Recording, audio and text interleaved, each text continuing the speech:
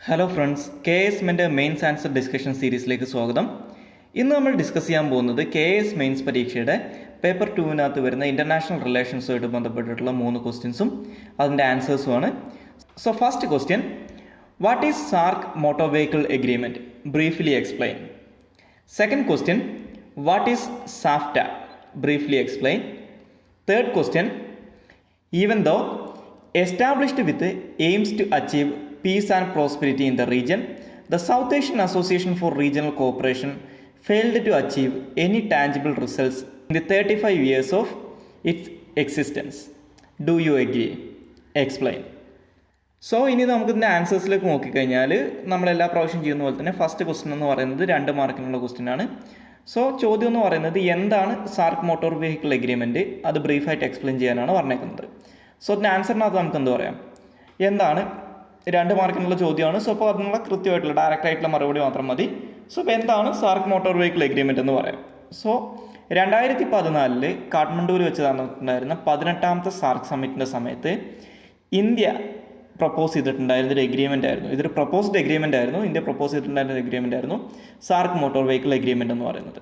ഇതിൻ്റെ ഉദ്ദേശ ലക്ഷ്യം എന്ന് പറയുന്നത് എക്കണോമിക് പ്രോസ്പെരിറ്റിയും റീജിയണൽ കണക്ടിവിറ്റിയും ഇമ്പ്രൂവ് ചെയ്യാൻ വേണ്ടിയിട്ട് എന്ത് ചെയ്യണം, കരമാർഗമുള്ള ഗതാഗത മാർഗ്ഗങ്ങൾക്കുള്ള റെസ്ട്രിക്ഷൻസ്, അതായത് ഇന്ത്യയിൽ നിന്ന് പാകിസ്ഥാനിലേക്കും അതേപോലെ തന്നെ മറ്റുള്ള രാജ്യങ്ങളിലേക്കും, അതായത് SAARC കൺട്രീസിൽ നിന്ന് മറ്റൊരു SAARC രാജ്യത്തിലേക്കുള്ള മോട്ടോർ വെഹിക്കിൾസിൻ്റെ ട്രാഫിക് അല്ലെങ്കിൽ അവരുടെ ഗതാഗതം എന്ന് പറയുന്നത് പ്രത്യേകിച്ച് നാഷണൽ ബൗണ്ടറീസിൻ്റെ റെസ്ട്രിക്ഷൻസ് ഒന്നും ഇല്ലാതെ നടപ്പിലാക്കാൻ വേണ്ടിയിട്ടായിരുന്നു SAARC motor vehicle agreement propose ചെയ്തിട്ടുണ്ടായിരുന്നു, നമ്മളിപ്പോൾ യൂറോപ്പിലൊക്കെ കാണുന്ന പോലെ.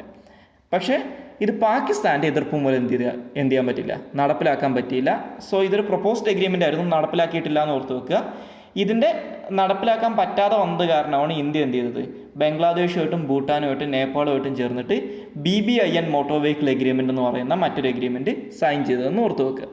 ഓക്കെ, ഇനി second question, what is SAFTA? Briefly explain. So 5 മാർക്കുള്ള ചോദ്യമാണ്.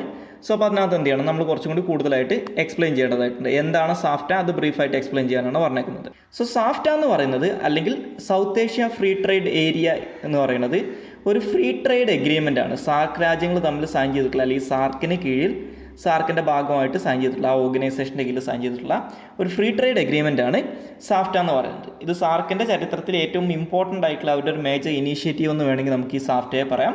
ഇത് 2004 ഇസ്ലാമാബാദിൽ വെച്ച് നടന്നിട്ടുണ്ടായിരുന്ന 12th SAARC സമ്മിറ്റിലാണ് ഇത് സൈൻ ചെയ്യുന്നത്.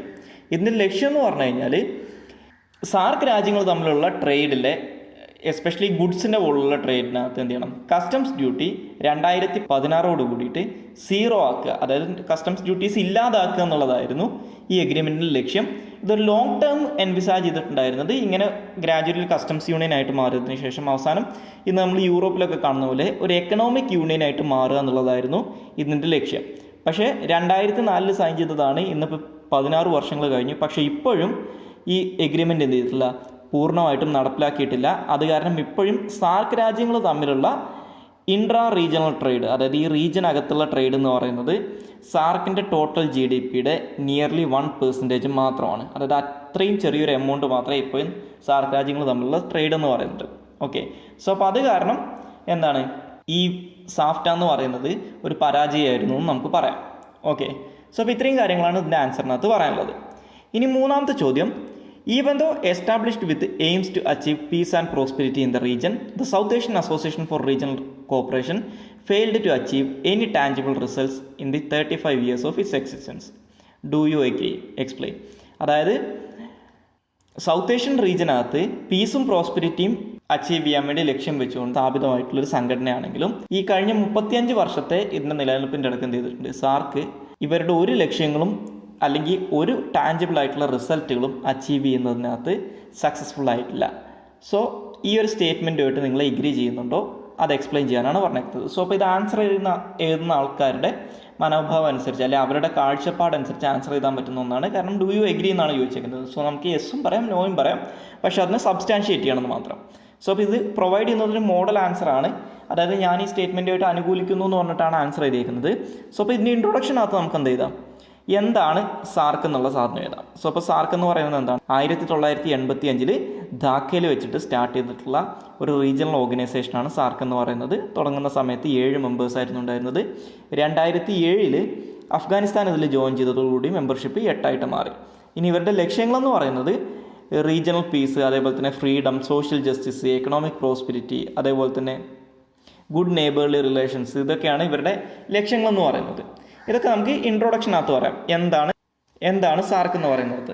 ഇനി നമുക്ക് ഇതിൻ്റെ ബോഡി പറയുമ്പോൾ അതിനകത്ത് എന്ത് പറയാം, പ്രധാനമായിട്ടും പറയാനുള്ളത് ഒന്ന്, സാർക്ക് അവരുടെ ഈ ലക്ഷ്യങ്ങൾ അച്ചീവ് ചെയ്യാൻ വേണ്ടിയിട്ട് ഇക്കാലത്തിൻ്റെ ഇടയ്ക്ക് അവർ നടത്തിയിട്ടുള്ള പ്രധാനപ്പെട്ട അവരുടെ മേജർ ഇനീഷ്യേറ്റീവ്സ് ഏതൊക്കെയാണെന്ന് പറയാം. ഇപ്പോൾ ഫോർ എക്സാമ്പിൾ നമുക്ക് പറയാം സാഫ്റ്റ പോലെ, അല്ലെങ്കിൽ സാർക്ക് വിസ എക്സംഷൻ സ്കീം പോലെ, അല്ലെങ്കിൽ സാർക്ക് എനർജി എഗ്രിമെൻറ്റിലൂടെ എന്ത് ചെയ്തിട്ടുണ്ട്, സാർക്ക് ഇങ്ങനെയുള്ള പലവിധമായിട്ടുള്ള എഗ്രിമെൻറ്റിലൂടെയും ഇനീഷ്യേറ്റീവ്സിലൂടെയും സാർക്ക് അവരുടെ ലക്ഷ്യങ്ങൾ അച്ചീവ് ചെയ്യാൻ വേണ്ടി ശ്രമിച്ചിട്ടുണ്ടായിരുന്നെങ്കിലും ഈ പറയുന്ന ഇവരുടെ പ്രധാനപ്പെട്ട ഈ ഒരു ഇനീഷ്യേറ്റീവ്സൊക്കെ അവരുടെ ആ ഇനീഷ്യേറ്റീവ്സിൻ്റെ ഒബ്ജക്റ്റീവ് അച്ചീവ് ചെയ്യുന്നതിനകത്ത് ഫെയിലിയേഴ്സ് ആയിരുന്നു എന്ന് പറയാം. ഇനി എന്തുകൊണ്ടാണ് ഇത് ഫെയിലിയർ ആയിരുന്നു എന്നുള്ളതാണ് നമ്മുടെ ഈ ആൻസറിനകത്തുള്ള ക്രസ്റ്റ് എന്ന് പറയുന്നത്. സോ നമുക്ക് പറയാം ഈ രാജ്യങ്ങൾ തമ്മിലുള്ള പൊളിറ്റിക്കൽ ടെൻഷൻ, അതേപോലെ തന്നെ സാർക്കിൻ്റെ സ്ട്രക്ചറൽ ഇഷ്യൂസ്, അതായത് പ്രിൻസിപ്പിൾ ഓഫ് യുനാനിമിറ്റി എന്ന് പറയും. സാർക്കിനകത്തുള്ള എല്ലാ രാജ്യങ്ങളും അംഗീകരിച്ചാൽ മാത്രമേ സാർക്കിനകത്ത് എന്ത് കാര്യവും ചെയ്യാൻ പറ്റൂ. അതേപോലെ തന്നെ ഈ കൃത്യമായിട്ട് സമ്മിറ്റുകൾ നടക്കാത്തത്, അതുപോലെ തന്നെ സാർക്കിലെ രാജ്യങ്ങളുടെ പരസ്പരം കോൺട്രഡിക്റ്റിംഗ് ആയിട്ടുള്ള ഫോറിൻ പോളിസീസ്, ഇങ്ങനെയുള്ള കാര്യങ്ങളൊക്കെയാണ് സാർക്ക് പ്രധാനമായിട്ടും അവരുടെ ഒരു ലക്ഷ്യങ്ങളും അച്ചീവ് ചെയ്യാതിരിക്കുന്നതിനകത്തുള്ള പ്രധാനപ്പെട്ട റീസൺസ് എന്ന് പറഞ്ഞുകൊണ്ട് നമുക്കിതിൻ്റെ ബോഡി അവസാനിപ്പിക്കാം. എന്നിട്ട് കൺക്ലൂഷനകത്ത് നമുക്ക് എന്ത് പറയാം, ഈ 35 വർഷം എക്സിസ്റ്റൻസിൻ്റെ ഇടയ്ക്ക് സാർക്കിന് ഒരുപാട് ഇനീഷ്യേറ്റീവ്സിലൂടെ അവരുടെ ലക്ഷ്യങ്ങൾ അച്ചീവ് ചെയ്യാൻ വേണ്ടി ശ്രമിച്ചെങ്കിലും ഇതൊന്നും നടപ്പിലാക്കാൻ കഴിഞ്ഞില്ല. അതെന്തുകൊണ്ട് നടപ്പിലാക്കാൻ കഴിഞ്ഞില്ല എന്ന് വെച്ച് കഴിഞ്ഞാൽ ഈ പറയുന്ന പൊളിറ്റിക്കൽ ടെൻഷൻസും സ്ട്രക്ചറൽ ഇഷ്യൂസും ഒക്കെ കാരണമാണ് നടപ്പിലാക്കാൻ പറ്റാത്തതെന്നും പറഞ്ഞുകൊണ്ട് നമുക്കത് അവസാനിപ്പിക്കാം. ഇനി നേരെ തിരിച്ച് സാർക്കിന് ഇങ്ങനെ അച്ചീവ് ചെയ്യാൻ പറ്റിയിട്ടുണ്ടെന്നൊരു ആൻസർ ചെയ്യുന്ന ആൾക്കാർക്കാണ് എന്ത് ചെയ്യാം, അതിനനുസരിച്ച് സബ്സ്റ്റാൻഷിയേറ്റ് ചെയ്യാൻ പറഞ്ഞുകൊണ്ട് അങ്ങനെയുള്ള കാര്യങ്ങൾ പറഞ്ഞുകൊണ്ട് ഈ ആൻസർ അവസാനിപ്പിക്കാം. ഓക്കെ, സോ അപ്പോൾ ഇത്രയും കാര്യങ്ങളാണ് ഈ സെഷനകത്ത് പറയാനുള്ളത്. ഇനി ഇതുമായിട്ട് ബന്ധപ്പെട്ട് എന്തെങ്കിലും ഡൗട്ട്സ് ഉണ്ടെങ്കിൽ, അല്ലെങ്കിൽ ഇതേപോലെ മറ്റേതെങ്കിലും ടോപ്പിക്സ് നിങ്ങൾക്ക് ഹാൻഡിൽ ചെയ്യണമെന്നുണ്ടെങ്കിൽ അത് നമ്മുടെ കമൻറ്റ് ബോക്സിൽ രേഖപ്പെടുത്താവുന്നതാണ്. സോ ഈ ചാനൽ ഇതുവരെ സബ്സ്ക്രൈബ് ചെയ്തിട്ടില്ലാത്ത ആൾക്കാർ ഈ ചാനൽ സബ്സ്ക്രൈബ് ചെയ്യുക, നോട്ടിഫിക്കേഷൻ കിട്ടാൻ വേണ്ടിയിട്ട് ബെല്ലൈക്കണും പ്രസ് ചെയ്യുക. Thank you.